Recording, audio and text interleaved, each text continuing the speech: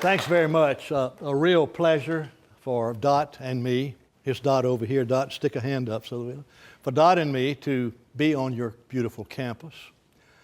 First time in several years since we had the opportunity to pull off of the expressway when we were traveling to come in, see the city, do a little bit of catching up on what's going on in Murfreesboro. But delighted to be with you tonight. Talking about Bootleggers and Baptists. Most everybody in the room probably knows what a bootlegger is. If you don't, I'll tell you. And probably everyone knows what a Baptist is. And tonight we're going to connect those two figures in an attempt to explain, perhaps to better understand, politics of regulation. And so we're talking about public choices. In economics, most of our focus typically is on private choices, choices that people make in their own lives, with their own money, with their own work, as they try to find happiness. There's another category called public choices, and that's where people get together through government with a constitution and some set of voting rules, and they attempt to make choices that improve their happiness, just as when they are making private choices. For many, many years, economists sort of thought that when we went into the polling booth or when we went into the political arena, it was almost as if we had lobotomies. That is, that our minds somehow changed and we no longer behave the same way we do when we go to Publix to go grocery shopping or when we go to a Jeep dealer to think about trading cars. That was a private choice. When we were making the private choices, we were pretty sure that we could bet that people were pursuing their own self-interest, trying to end up better off after the transaction than they were before. But then there was a dominant school of thought that said, but when we get involved with public choices, somehow we change and we behave differently. And a big breakthrough came, led by an alumnus of this university, that developed a field of inquiry known as public choice. And James Buchanan, who walked on this campus just the way each of you do today, who lived near here and was a commuter as an undergraduate at this university, James Buchanan and a colleague of his named Gordon Tullock developed a field of study that married politics, economics, and philosophy into an inquiry about behavior of people in the political arena, assuming that they behave the same way as when they're trading for a Jeep or shopping at Publix. That is, they are pursuing their interest. Now, their interest can be broad, but if you want to try to figure out what is going on, their notion was, let's apply the same model. And so that's what we're doing this evening. Now let's see if my clicker is going to give us a little illustration of this. And so what we're saying is that one way of looking at Washington or Nashville or Columbia, South Carolina or Atlanta, Georgia, each of which are state capitals, one way of looking at what is going on there is to imagine that people are out shopping with money and they're attempting to influence decision makers so that they can get it their way. Well, that looks pretty blatant. But what we are really talking about is this field of study. It goes by different names. As mentioned here, it's called public choice, which is what I mentioned earlier. It's also called political economy. But as James Buchanan put it, it's politics without romance. Now, what do we mean by that? Typically, a person going through a high school today takes a course called civics or government, and that course usually, I hope, emphasizes statesmanship and people who are trying to do the right thing to serve the public interest. That's romance. When you do public choice, you say, wait a minute, let's just peel back and see what behavior we find if we forget about the romance. Now, why would we want to do that? The reason we would want to do that would be able to, so that we would better predict outcomes. Any scientific endeavor is ultimately measured by its ability to predict and to explain. And so what we're talking about this evening is a body of thought that has as its purpose to enlighten, to shed light in dark corners about human behavior, not necessarily to put forward ideas about how we would like the world to operate in a romantic sense. And so get ready to think about politics without romance. Now, we're talking about America's regulatory journey. One way to visualize that is shown in this slide. What we're looking at here is the count of pages of new federal regulations issued each year. That's not cumulative. The number of pages of new federal rules issued each year. The data go back to 1940, and they come forward. I completed this chart the other night, updated so that we go to 2013.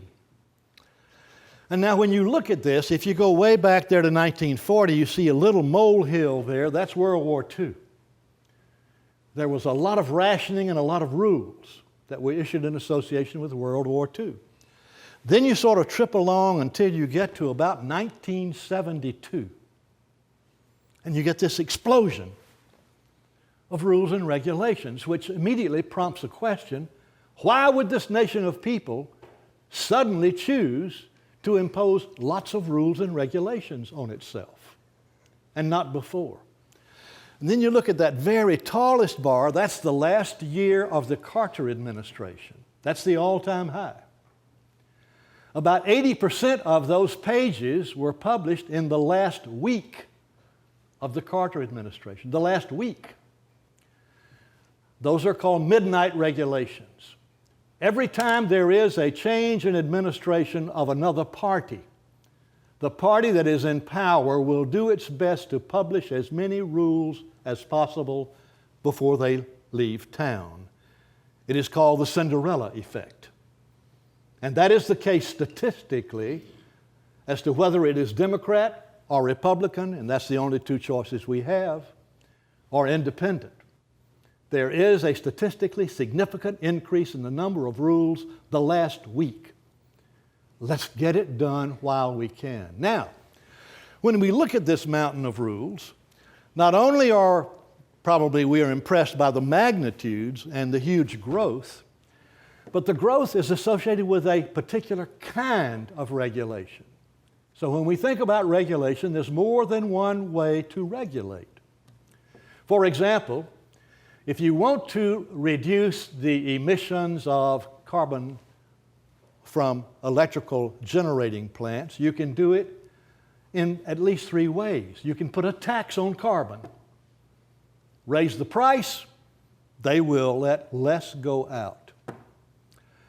You can set a performance standard which says you must reduce your emissions of carbon by 85%, fill in the blank, and we don't care how you do it.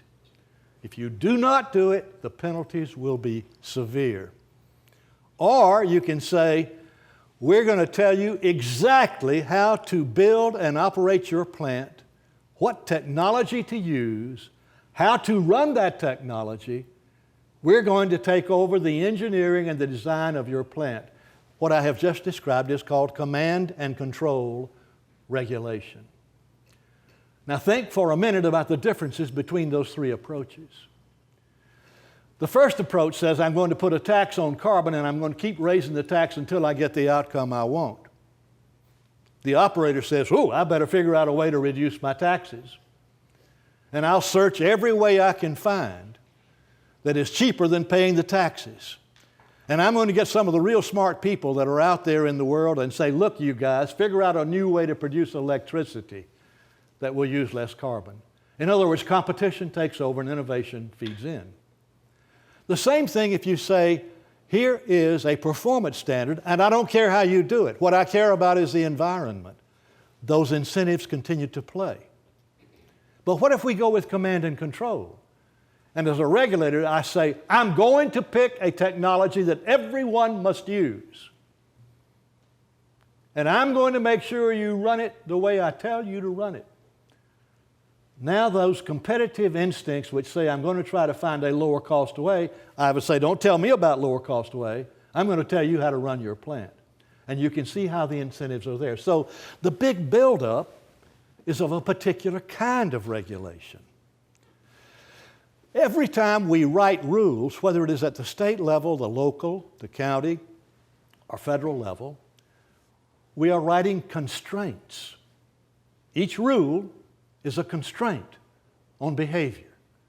And so some flexibility is lost each time we regulate. A little bit of background. Now, as you look at this, you might say, oh, well, gee whiz, the American economy was just a tadpole back here in 1940. It's gigantic by comparison now. What happens if we divide these numbers by GDP, by real GDP, the size of the American economy? Well, that's what happens.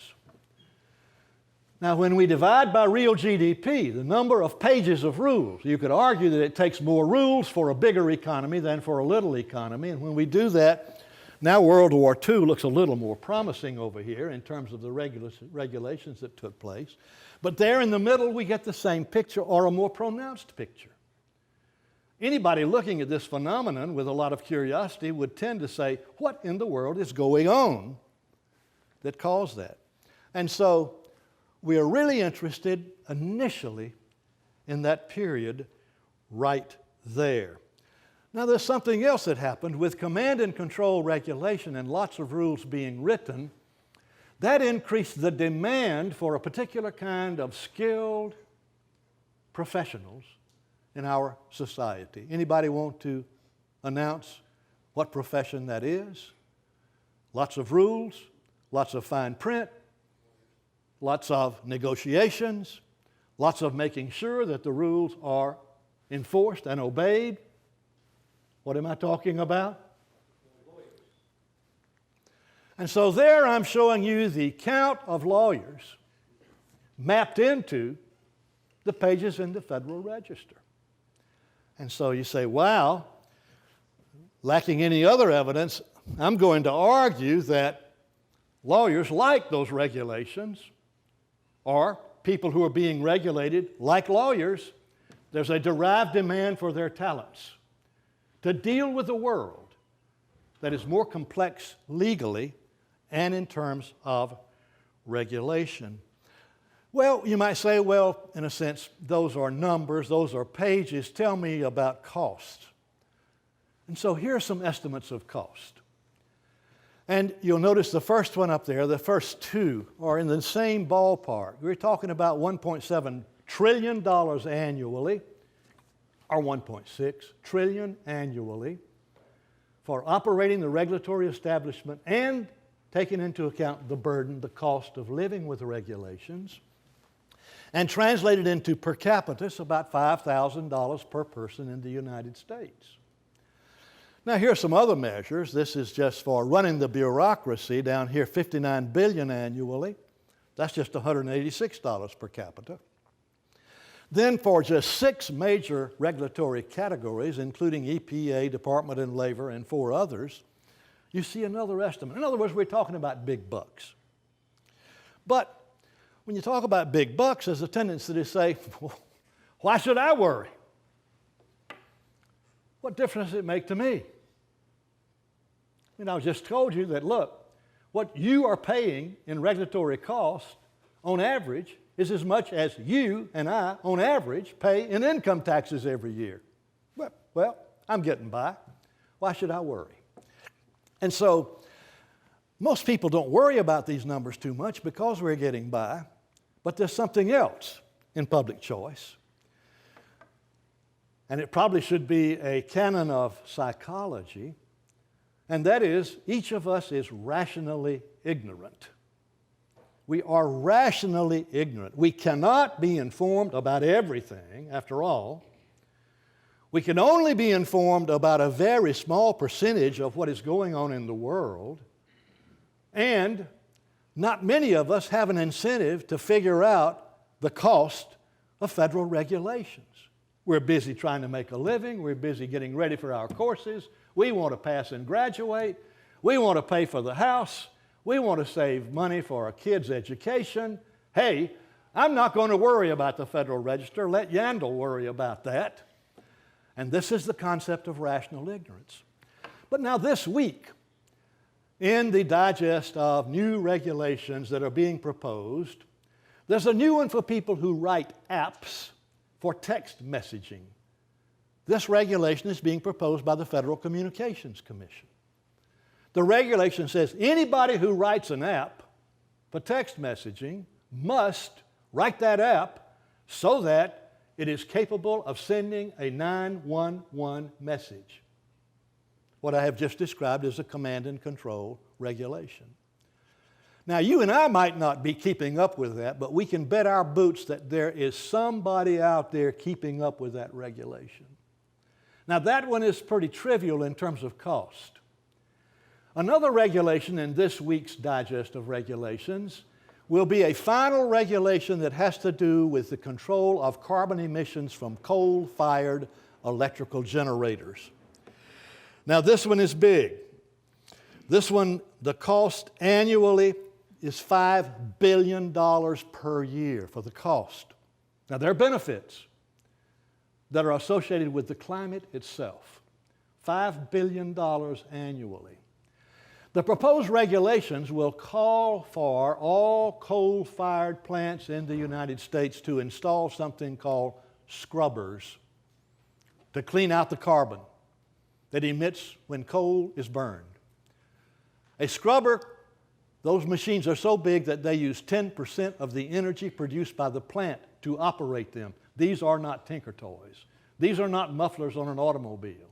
These are like automobiles on mufflers. Now, who do you suppose knows everything about those proposed rules? People who generate electricity, people who are worried about carbon emissions. They are rationally informed, just to give you an example. Now, there's another rule that we need to think about. Public choice not only is based on the notion that most voters are rationally ignorant when we go to vote, we're informed about things that matter to us and our families or our business, but there's something else at play. There's concentrated benefits and dispersed costs. That is, the people who are going to impose cost on electrical generators, $9 billion annually, will cause electricity to be more costly for the average family. But the amount per family is so small that they probably won't take the time to write a letter, to complain. They probably won't even know why their electricity bill is higher than it would be otherwise. They're rationally ignorant. The costs are dispersed, but there are a small number of people who are deeply interested. And so here's another canon of what we're talking about. Well, sometimes we don't worry too much about cost, but we do worry about getting jobs when we're graduating from college. As we get more and more of these constraints, they begin to affect the macroeconomy. And I'm just showing you one dimension here. This is showing you the failure rate of firms in our economy across time by two different size categories. The failure rate, the exit. This is for firms that have fewer than 20 employees. And by the way, that's where all of the growth of employment in our economy, almost, is in that category. Then I'm showing you the failure rate of firms that have more than 500 employees. Notice the divergence. The big firms seem to be gaining protection from lots of things, one of which is regulation. The little firms seem to be losing protection as a result of regulation. Their world is more risky. And so our entire economy, arguably, is being affected by many things, one of which is this. So some questions. First, why command and control? I've described the features of command and control. And then, why does Weyerhaeuser, the nation's largest producer of timber products, why do they love spotted owls? Why do they want to protect the environment, and an endangered species. And as you look at the other questions, why does Deere petition the EPA to tighten air quality standards? Why do they want to get them tougher? This is something sometimes that surprises people. Why does Smithfield Foods, now Chinese-owned, the largest producer of pork products in the United States, why do they love statutes and regulations that shut down large producers of pork products? Why do they love that? Why does the Christian Coalition join up with producers of slot machines to oppose a law that would limit gambling on the internet? And why does President Putin join up with the Sierra Club in opposing fracking and trying to do away with the hydraulic approach to finding more oil and natural gas? And then what about capitalism? Now, when we pose questions, an approach to those questions often asks us to consider some theory. And so, over years, historians and political scientists and economists have developed theories of regulation, an attempt to explain what's causing this to happen, what's going on. Now, the first theory is called the public interest theory. Now, I chatted with these two guys up here on the front row early, and I told them I was going to call on them, and I do not want to disappoint you, Jason and Nayland. I asked Nayland, I said, have you ever thought about going into politics? And he said, well, I've thought about it. And he said, why do you ask? And I said, well, I'm just curious. Now you'll know why I ask. I want you to assume, Nayland, that you graduate here, and all of a sudden the bug bites you and you say, you know, I think I would like to be the youngest representative from my district ever to go to Washington. I'm going to run for office, okay? Now, Nayland's running for office. When Nayland goes around on the stump and gives talks about what he wants to accomplish, you with me? And he gives these talks on the stump, somebody out there in the audience says, wait a minute, Nayland, what about all those lobbyists? Washington's just eating up with those guys. What are you going to say, Nayland? I won't be affected by lobbyists. You hear him?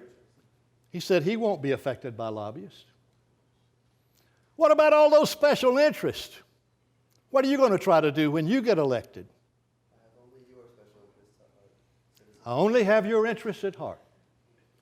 Nayland says, in so many words, I will be there to serve the public interest.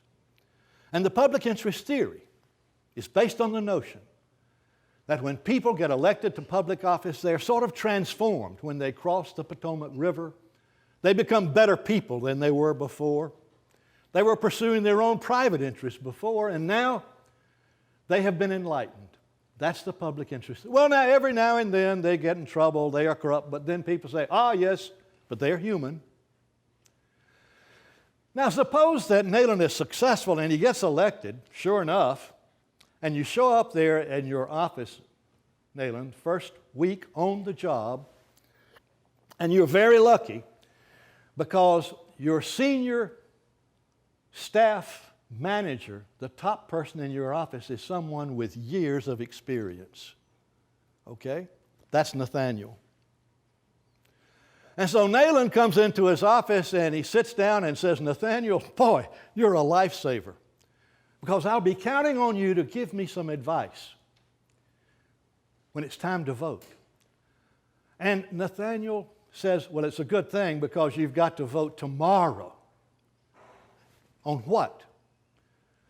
There's a new law that is being debated that will set the level of emissions for medium-sized diesel engines with respect to nitrogen oxide emissions. Ooh! The question then that Nayland asks is, what should I do to serve the public interest? And you know what Nathaniel says? I'll be damned if I know. I don't know. It's too complicated. Now, I know about how to serve the public interest if you're talking about traffic problems or dirty water or dirty air. Hey, those are simple things. But when it comes to setting the emission standards for medium-sized diesel engines with respect to nitrogen oxide, as to whether it should be 0.005 or 0.00250, I'm not real sure about the public interest. But he says there are some people sitting out in the lobby who might be able to help you. Let's see if we can get them to come in here now. All right. We've lost a little bit of that slide, but out in the lobby, Nathaniel says, there are 4 people sitting out there who want to talk with you. And one of them is from the American Petroleum Institute. One of them is from the American Lung Association. There's another one from the Sierra Club. And there's somebody there from EPA. What am I describing? Competing interests, each of which may have a different idea about what should be done. Now, the people from the American Petroleum Institute, they would like for that rule to affect the design of engines, not the level of nitrogen in diesel fuel. In other words, you can clean up emissions by more than one approach. The people from the American Lung Association, what do they want? Cleaner air. The people from the Sierra Club, cleaner air. The people from EPA, they want to expand their agency in its goal to protect people from harmful things in the environment. And there's somebody else coming in the door. This is someone from Caterpillar Tractor. Caterpillar is one of the largest manufacturers of diesel engines. And they're going to argue, put the burden on the producers of diesel fuel, not on us. And so as they chat, there's likely that one of these special interest groups will capture the politician. They're all nice folks. Many of them will come with draft legislation. All you got to do is just take these words and introduce it into a statute. You can count on it being honest because their reputation is at stake for all future conversations. They will not lie to you. Too much is at stake. One of them might capture. But our problem as economists and as political scientists is we can't predict who might capture. The old capture theory said, the politician comes to Washington, he gets involved in a policy debate, and lo and behold, before you know it, it's almost as if the special interest group has taken the pen in his hand and is writing the law. He has been captured. Well, that theory kind of shot a hole in public interest theory, but it left a big hole. And so, as you continue the conversation, Nayland says, hey, I'm going to go out and talk to all these people in the lobby, get everybody into the lobby who wants to talk to me. And so he goes out there and he says, okay, guys, glad you're here.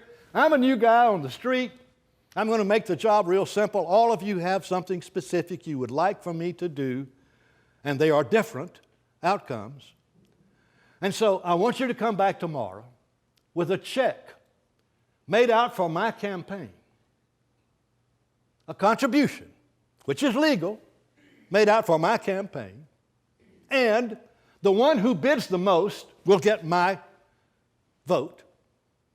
I will introduce their solution. We don't have to talk. We'll let the money do the talking and the walking, and that'll solve our problem. Now, what I have just described to you is a theory that is called the special interest theory that was developed by the late George Stigler, Nobel laureate in economics. And Stigler was not suggesting that this was what people really ought to do. He was saying if you will play an imaginary game, a thought experiment, and ask who would be able to bid the most, you can then predict who is likely to be most influential. Well, who could bid the most? What would you look for to predict which of these interest groups would be able to write the biggest check? Now think for a moment.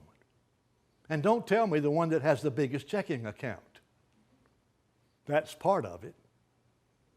If we talked about this and thought about it for a few minutes, we would probably say, well, the one who has the most to gain or the most to lose will write the biggest check, and they will be able to cover the check by either avoiding losses or by capitalizing on their gains. That's part of the answer.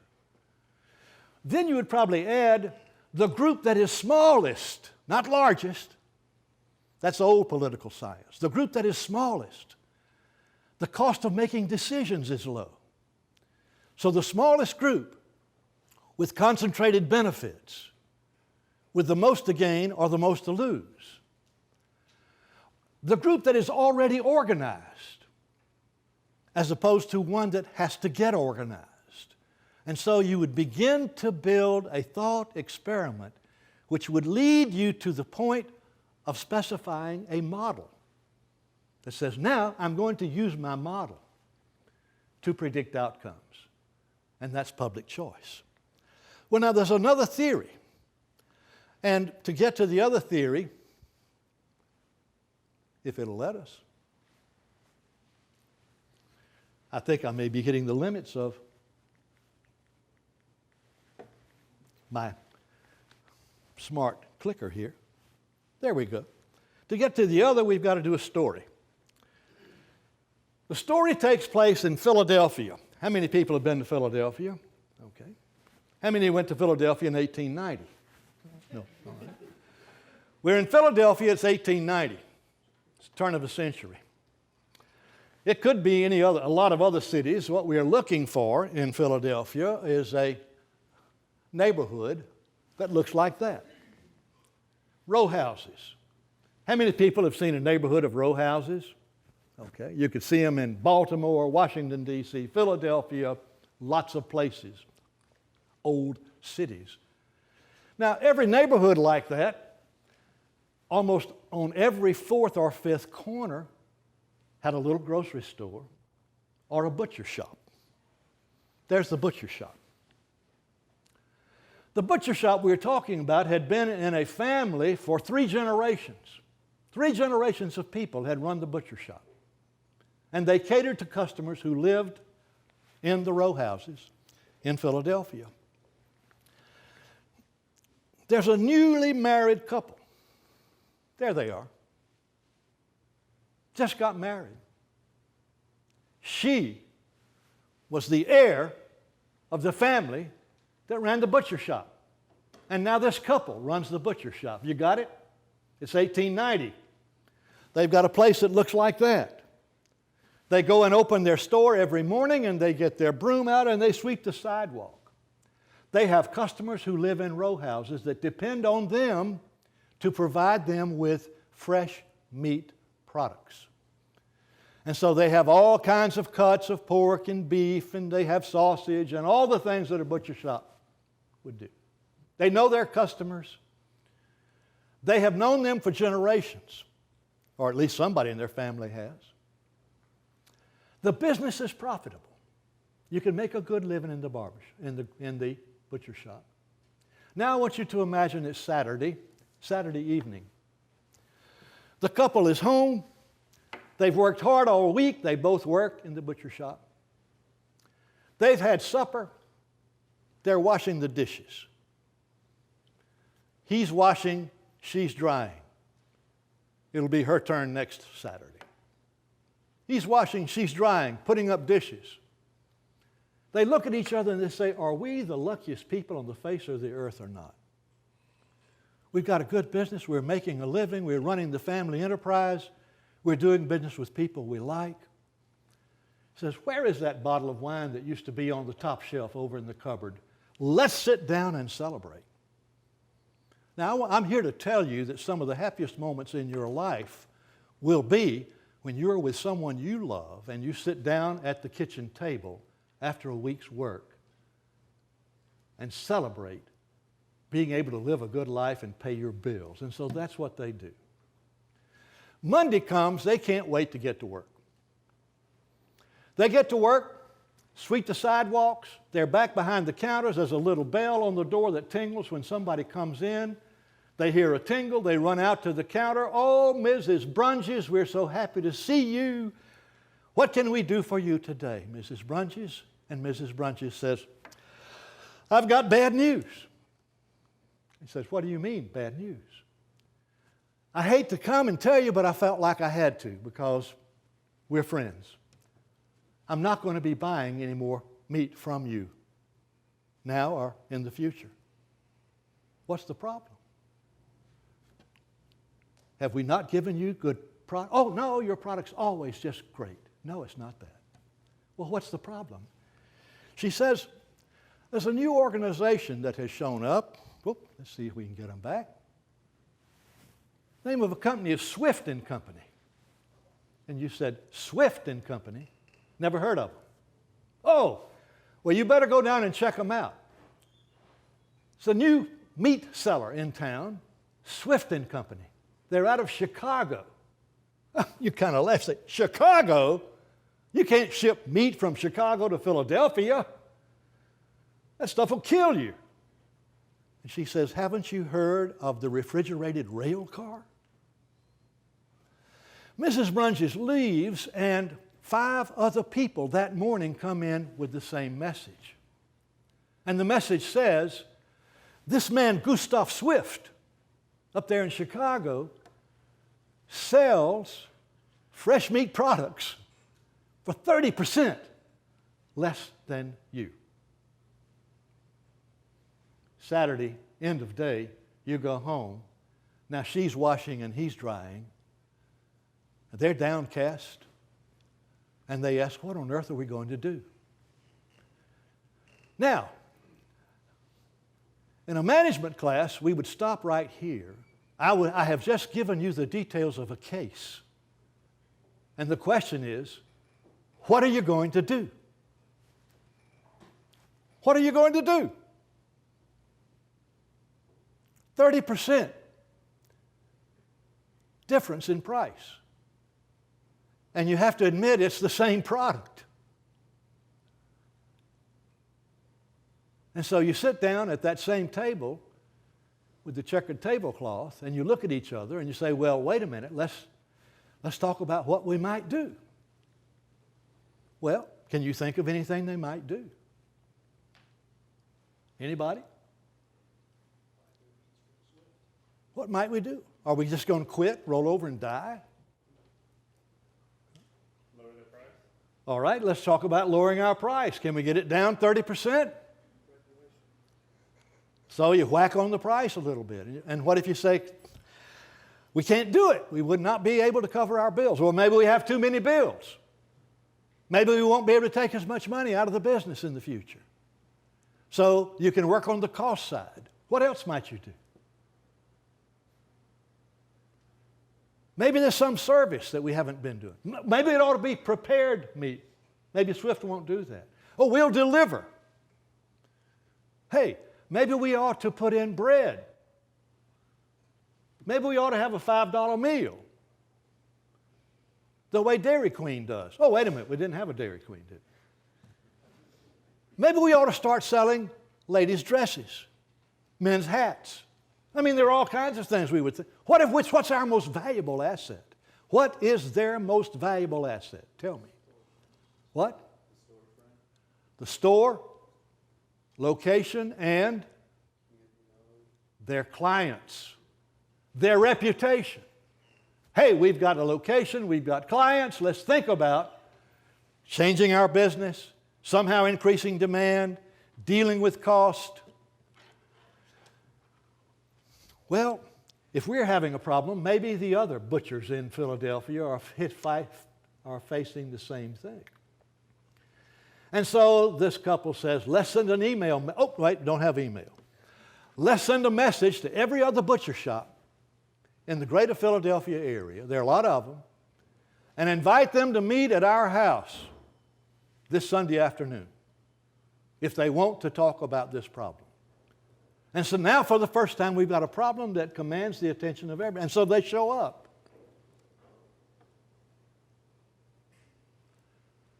And somebody says, well, maybe we ought to go talk to our state senator. About what?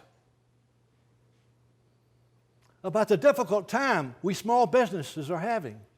Hey, we're the backbone of the community. I mean, we sell the backbone to the community. Oh, no. Hey, we're a part of this place. We vote for these people. We're taxpayers. Well, we're butchers. We're not real good at talking to politicians. And someone says, maybe we better hire an attorney. They know how to talk. Well, let's all chip in some money. All right, now we've hired an attorney. And the attorney says, I will go with some of you to Harrisburg and talk with our senator.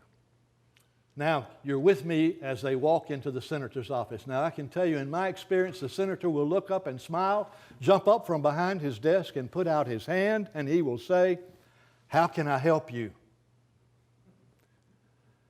And the senators I've known who were very effective would say, keep it simple. Don't give me a complicated story.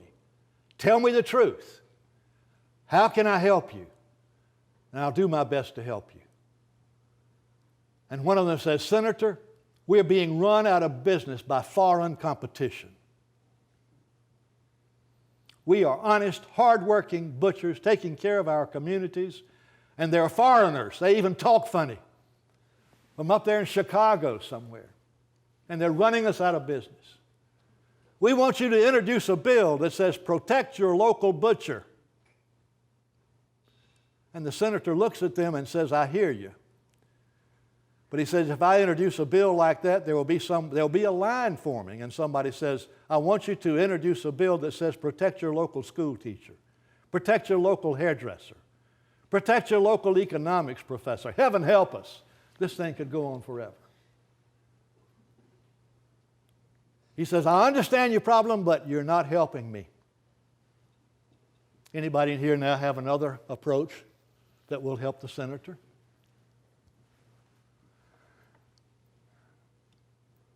The senator is saying, I understand your private interest. Clear. But what you don't understand is I have to communicate in a way that will cause us to be successful politically in achieving your goal. Anybody? And one of these butchers says, Senator, did you know that people can die from eating bad meat?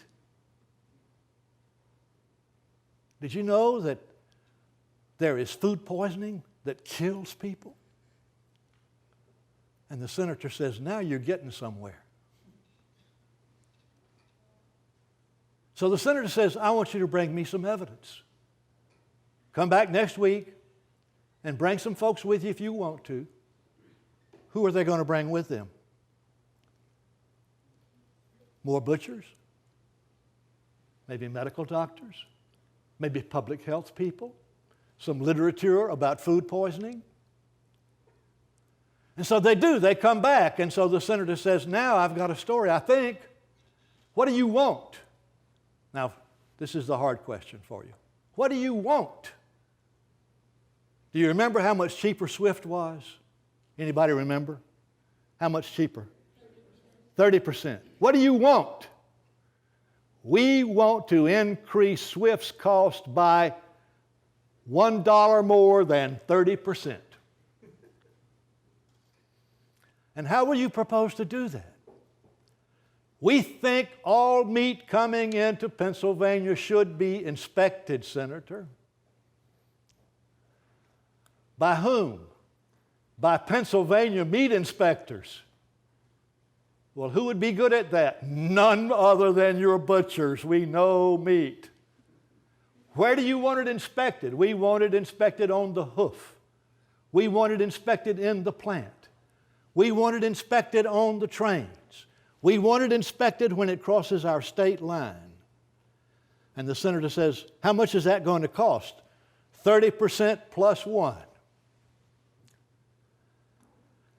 Now, the first Meat Inspection Act in the United States was passed in 1906. Federal. It was passed after Upton Sinclair published The Jungle, published that same year. When that book was published, meat sales plummeted. People said, golly Moses, I'm not going to eat meat anymore. States were passing safe meat acts. Now I ask you, how do you think the meat packers in Chicago, the big ones, Swift and Armour, for example, how do you think they reacted when multiple states were passing laws? What do you think they wanted? They wanted a federal law. Well, there weren't, I think, but maybe 40 states at the time. They didn't want to deal with 40 state regulators. They wanted a federal law. They wanted one regulator. Well, where can you go to buy that? Only one place, in Washington. Why did they want one law? Well, it turned out they were suffering from severe competition from Argentina. Not only had the refrigerated rail car been invented, but the refrigerated ship transport had been invented. And so meat products were coming from other places in the world. And so the Chicago meat packers wanted some regulation too. Now, what we have just discovered in the story is the theory of bootleggers and Baptists. Both bootleggers and Baptists like Sunday closing laws that shut down the liquor stores one day a week. The Baptists like those laws because they would like to see a diminution in the consumption of alcohol at least one day a week. The bootleggers like those laws because it eliminates competition one day a week. Who do you suppose works to make sure the laws are enforced? The Baptists. They watch.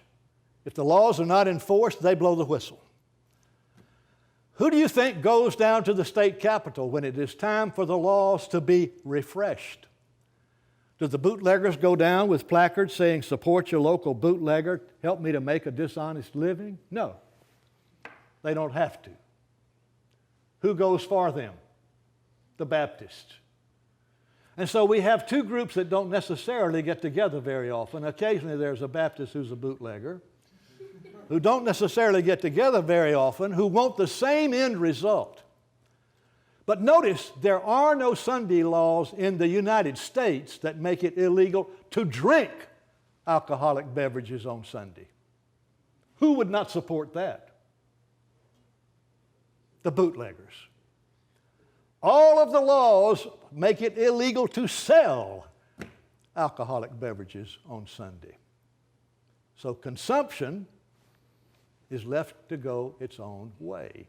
It is a command and control regulation with a particular kind of feature that satisfies the interest. Now, I must tell you, I'm a Methodist, and it could be called Methodists and bootleggers, but I would lose the alliterative characteristics of the bootlegger Baptist, and so I'm calling it Bootleggers and Baptists instead of Methodists and moonshiners. All right? But the analogy still applies. Now let's apply this. This is a headline that came out of WATE Knoxville in 2009. Baptist churches join liquor stores to fight supermarket wine. Would you believe that? Here in the state of Tennessee. The Baptist churches and the liquor stores want the same thing. Don't let those supermarkets sell wine. Why are the liquor stores opposed to it? From the liquor store, most of our business comes from wine sales. From the Baptist church, Dr. Dan Riley says, we don't see that alcohol is bringing a lot to the table that's benefiting our culture. Does anyone know how the law turned out? It was recently passed. It became a local option for metropolitan areas. They have to have a referendum to allow the sale of wine in grocery stores on a case-by-case basis. But the politicians gave what is called a side payment in public choice. They gave a side payment to the liquor stores. They're going to allow them to sell some products they had not been allowed to sell before, as well as accessories. An example of bootleggers and Baptists. Now, I mentioned Weyerhaeuser. This is an old one. This is a front page article out of the Wall Street Journal. The headline said, "Owls of all things helps Weyerhaeuser cash in on timber." The problem had to do with a threatened species called the northern spotted owl, whose habitat was primarily in the Pacific Northwest of the United States. Due to a suit and a judge's opinion, the northern spotted owl received protection from the United States government because it was endangered. Because it was endangered, anyone who found a cavity, which is where they build their nests, a cavity in an old tree, which is what they liked, would draw a circle around that tree about 50 miles in radius. Everything within that circumference area would be off limits for cutting. It was shutting down timber cutting. Weyerhaeuser is America's largest producer and seller of timber products. Do they like this law? Weyerhaeuser hired wildlife biologists to go out and search for northern spotted owls. Get it? These wildlife biologists go out and go, hoo, hoo, hoo, hoo, hoo. And if they hear the right answer, they pin it down and say, no cutting. But Weyerhaeuser was not working on their land. They were working on their competitors' land. And so by shutting down cutting, these bootleggers used a Baptist law, where the environmentalists are the Baptists, to cut down on competition. And, as pointed out here, owl-driven profits enabled the company to earn $86 million in the first quarter, up 81% from a year earlier. Well, let's see if I can get her to go. Here, Smithfield. After some terrible accidents following heavy rainfalls and storms, particularly in North Carolina, where dams were broken and effluent from confined animal operations, hog farms, flooded into rivers and streams, the state of North Carolina passed a statute that says no more large pork operations in the state of North Carolina. Several states in the United States amended their constitutions, not just a statute, amended their constitutions. We will not allow industrial hog operations in our state. And so the Wall Street Journal reporter was talking to the CEO of Smithfield Foods, Joe Luter, and he asked him, "What do you think about this, Mr. Luter? No more large hog operations." And what does Mr. Luter say? "Nobody can duplicate what we've done." What does that mean? Competition has been shut down. People in the United States will still eat meat. They're not shutting down existing plants. They are precluding the construction of new plants. When you study America's environmental regulation and legislation for water and air, you will notice that both of the statutes have a similar requirement. Those two statutes require stricter standards to be met for new sources of pollution than for old sources of pollution. Existing plants get a free ride. But if you're going to build a new plant, you will install the latest, strictest technology to satisfy the requirements of the law. When EPA published the final rules for copper smelters in the United States, I reviewed those rules. The last paragraph in the background document said, when this rule becomes final, there will never be another new copper smelter built in the United States of America. No, not one. Now, suppose that you were a major shareholder in the existing smelters. How would you feel when you read, there will never be another one built in the United States? Well, two of my colleagues decided they would test that a bit. They were specialists in financial economics. And so they built portfolios of stocks of all of the existing smelters in the United States. And they looked at that portfolio relative to the movement of all the stocks on the New York Stock Exchange. It would move up and down, up and down, up and down. Then they normed it statistically so they could see the relationship between that portfolio and the all market. The question was, what happens to that portfolio when EPA's rule becomes final? Does the portfolio rise in a statistically significant way? Or does it go down? Or nothing? How many people want to bet what they found? What do you think they found? When the rule became final, did the stocks go up or down?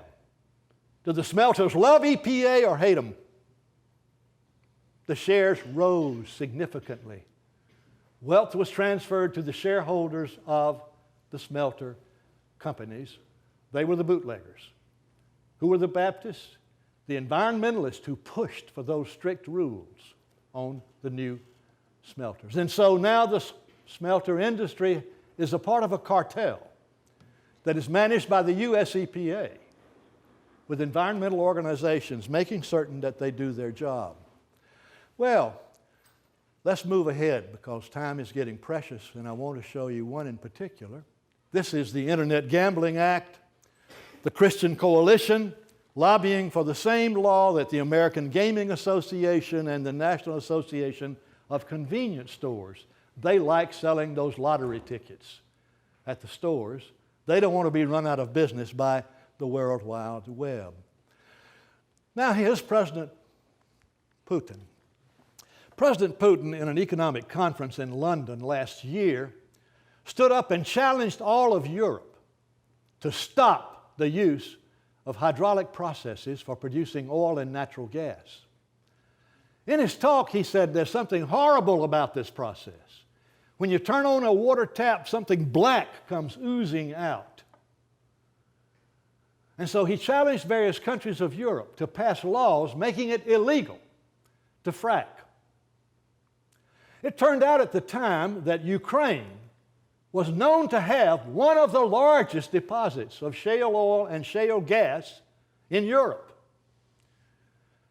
A $10 billion contract had already been signed with one of the major oil companies to exploit, to start producing natural gas in the Ukraine. The estimate was by the year 2020, the Ukraine would be independent from Russia in supplying itself with natural gas and oil, and that after 2020 it would be a major exporter to Europe. Mr. Putin made his appeal. France passed a statute making it illegal to frack, not necessarily because of what Mr. Putin said. Belgium passed a statute.